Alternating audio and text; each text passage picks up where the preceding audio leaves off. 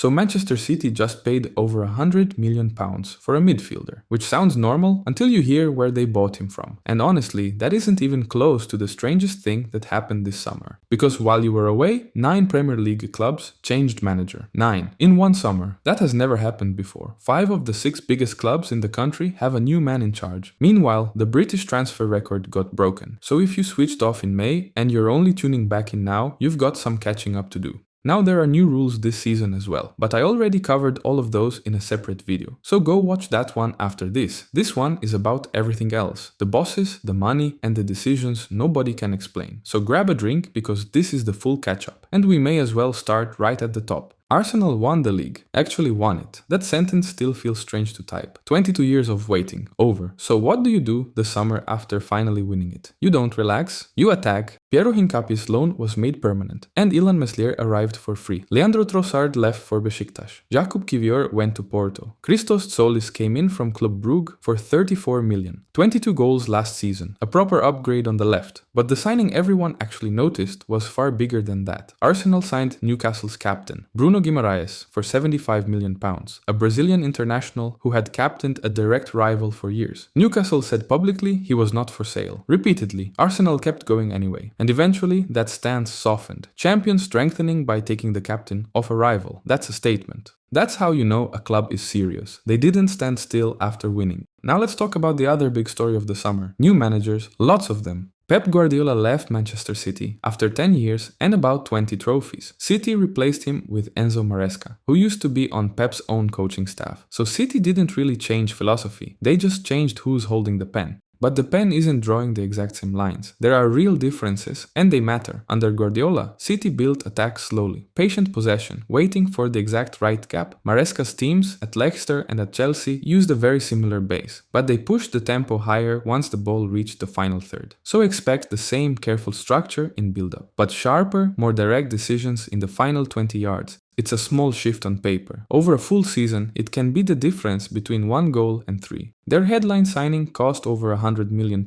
Elliot Anderson, a midfielder from Nottingham Forest. Let that sink in. A club record spent on a player from a recently promoted side. So what does Anderson actually do that's worth that money? Let's look at the pitch. He's a box-to-box midfielder, he defends his own box, then arrives in the opponent's a few seconds later. That covers a very specific hole City have had. Their midfield could control games, it couldn't always run. Anderson is the engine. The structure stays the same, the speed completely changes. That's a very specific problem to spend a club record on. City still think in exact terms, not star power. Over at Liverpool, who finished a disappointing 5th last season, Andoni Iraola is now in charge. And here's the genuinely brutal part. Mohamed Salah, one of the best players in the world, just left. If you have a Liverpool fan in your life, check on them today. They are not okay. Liverpool spent a record amount last summer, and this summer they're spending big again, which means almost every assumption about this squad is now useless. It all has to be rebuilt from scratch. And then there's Chelsea, who hired Xabi Alonso on top of everything else they usually do. Their transfer strategy remains exactly what it's always been. Buy everyone, sort it out later. They currently have roughly 47 midfielders, most of them on contracts longer than a mortgage. Nobody, including the manager, knows who is starting on Sunday. They've already broken £100 million on a single deal this summer. Again, 3 of England's biggest clubs, 3 new managers, all at exactly the same time. But the 2 smartest moves of the summer might have actually happened somewhere else entirely. Not every big story this summer was a good one. A couple of clubs have had a genuinely rough window. Liverpool losing Mohamed Salah is the obvious one. Losing your top scorer and talisman in one summer is brutal. Even with heavy spending to replace that quality, there's no guarantee it clicks together in year one. Manchester United fans have watched this exact story before. A big rebuild, a new manager, promising signings on paper. The difference this year is Carrick finally has the permanent tag, and a full summer to build his own squad, not someone else's leftovers. Whether that's enough, honestly, nobody knows yet. Least of all United fans themselves. They're just relieved nobody said the word rebuild this time, for the 12th year in a row. And then there's the quieter kind of losing. The clubs who simply did nothing while their rivals spent billions. Standing still isn't automatically a mistake. Sometimes it's smart, like Palace after their trophy season. But for a mid-table club that badly needed reinforcements, standing still is how you end up relegated by March. We'll know which one it was for each club by around Christmas. That's usually when the truth shows up. And if you're enjoying catching up like this, subscribe as we go. Manchester United finally made their manager permanent. No interim tag. He's just the manager now. After years of temporary fixes, that alone is a genuinely big deal for this club. His central midfield is basically brand new, built around Yuri Tielemans and Andre Santos. Both signed from rivals. Tielemans arrived from Aston Villa, Santos from Chelsea. Different skill sets, same central zone. On paper, they finally complement each other properly, which hasn't been true at this club in a very long time. Now here's a club that had one of the strangest seasons ever. And somehow it still worked out. They battled relegation for most of last season, genuinely fighting to survive. They also have a new manager now, and this summer they've spent big to make sure that never happens again. Over £200 million on just 3 players. That's not a squad tweak, that's a statement. Sandro Tonali gives them control in the middle. A metronome who decides when the game speeds up. Mateus Fernandes adds driving runs from deep, something Tottenham have genuinely lacked for years. And Jan-Paul van Hecke strengthens the defense, which leaked far too many soft goals last season. Under De Zerbi, the plan is patient possession through the back, then quick vertical passes once the trap is set. It's a demanding system. It nearly got Brighton relegated before it made them brilliant, so Spurs fans should probably brace for a rocky opening. Before it clicks, if it clicks at all, from relegation battle to record spending in the space of one summer. Football moves fast.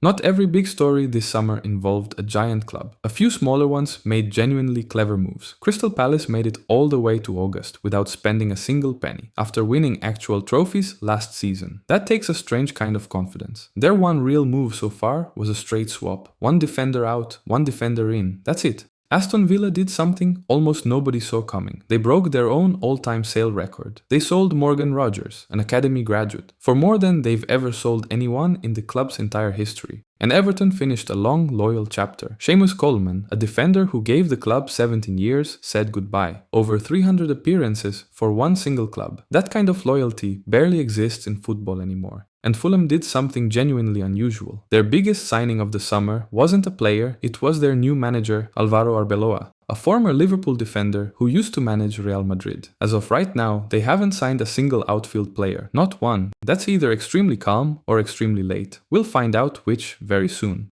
There's one more group worth mentioning before we get to the newly promoted sides. Newcastle have had the roughest summer of anybody, and it happened fast. Eddie Howe left by mutual consent after 5 years, just weeks before the season. Matthias Jaisel came in from Saudi Arabia to replace him, and then the squad started leaving. Sandro Tonali to Tottenham for 100 million, Anthony Gordon to Barcelona for 69 million, and their captain, Bruno Guimaraes, to Arsenal. New manager, 3-star players gone, and the season starts in days. Bookmakers have moved them into relegation conversations. That's how fast it turned. They have spent money. Bazuma Nature came in for 42 million, but replacing 3 key players in one window is genuinely difficult.